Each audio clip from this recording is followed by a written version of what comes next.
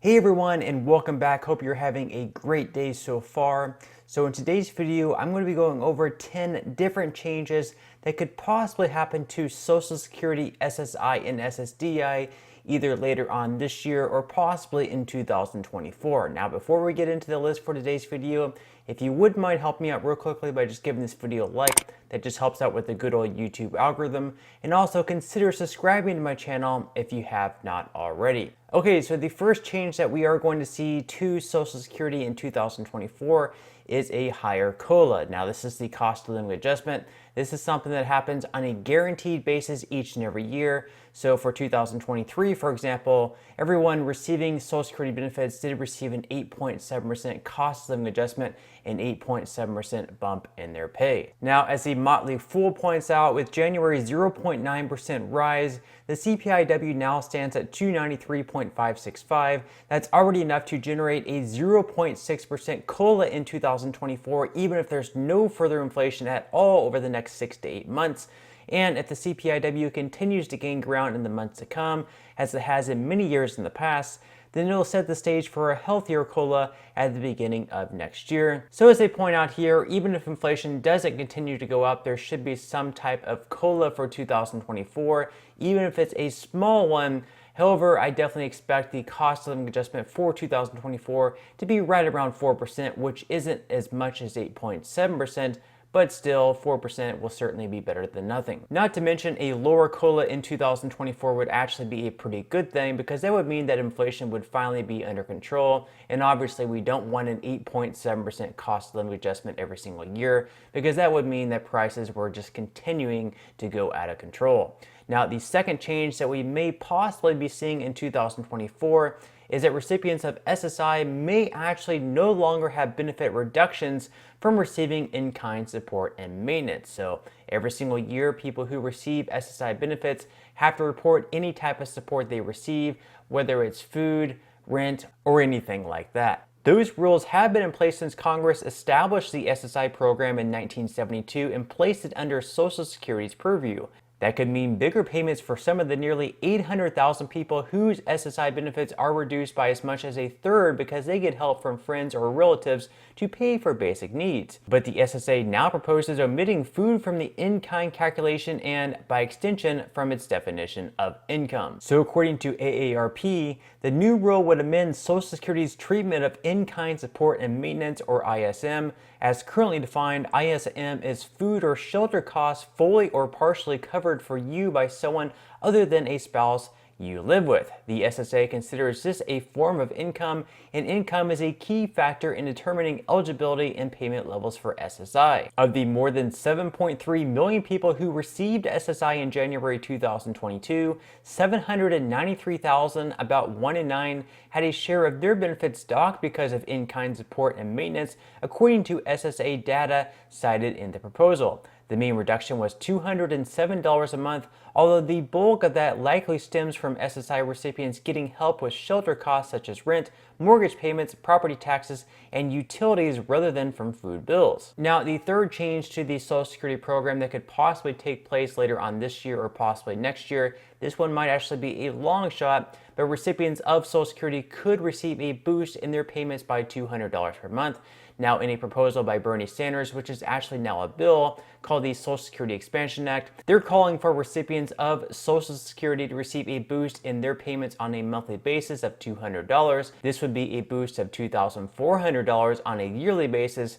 It might be a long shot because right now it's mostly Democrats who are supporting this bill. There are no Republicans supporting this bill. So in order for it to pass the House, which is a Republican majority, they are going to have to pick up some Republicans. So this one might be a long shot, but there is still a small possibility of this passing, which would result in a $200 monthly increase. Now, a fourth possible change that may end up actually taking place in 2024 is the special minimum benefit being increased to 125% of the federal poverty level. Now, the special minimum benefit for 2023 is $1,033.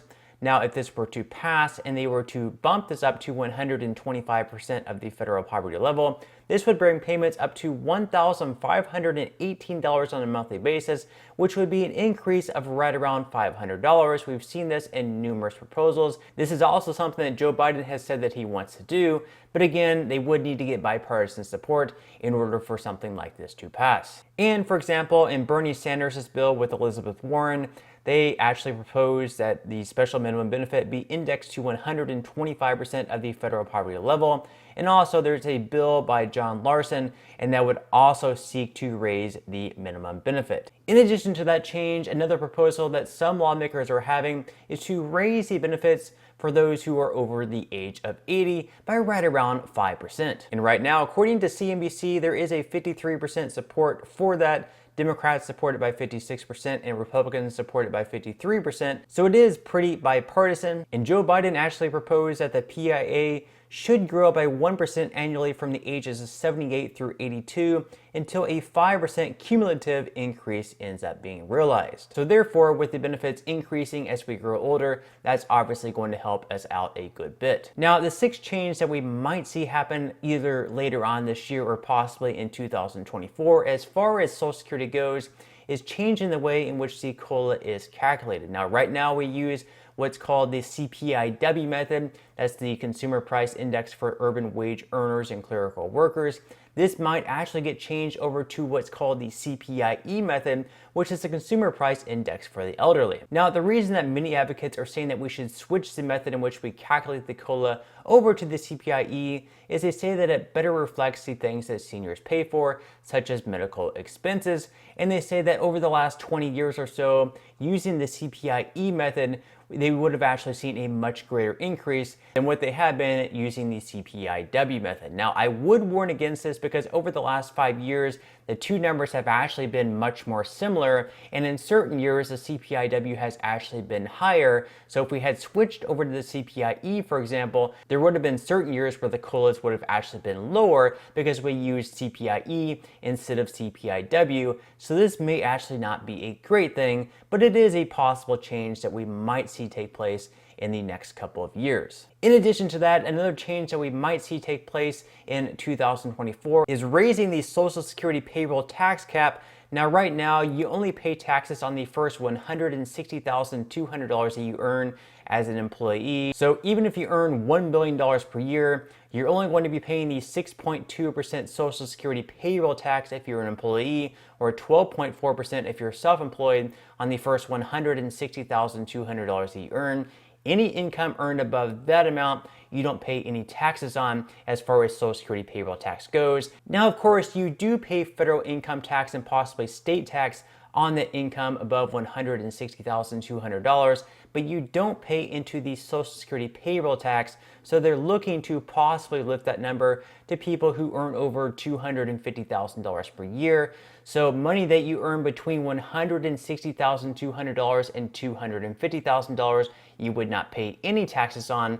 However, any income you earn above $250,000 per year, you would once again be paying that Social Security payroll tax. Now, while we're on the topic of Social Security payroll taxes, another thing that they might actually end up doing is raising the amount of tax that you pay. So right now, as I mentioned, it is only 6.2% that you pay in if you're an employee, or if you're self-employed, it is 12.4%. So they might actually look into raising that number possibly to 7.2% for employees and 14.4% for people who are self-employed. This is something that some lawmakers have talked about. So instead of making people who earn over $250,000 per year pay more into the Social Security payroll tax system, they would instead just raise the amount that you have to pay for everyone, which wouldn't necessarily be fair for lower income earners. And in fact, a previous version of the Social Security 2100 Act put forward by Representative John Larson proposed raising payroll tax rates for both workers and employers up to 7.4% each from its current 6.2%.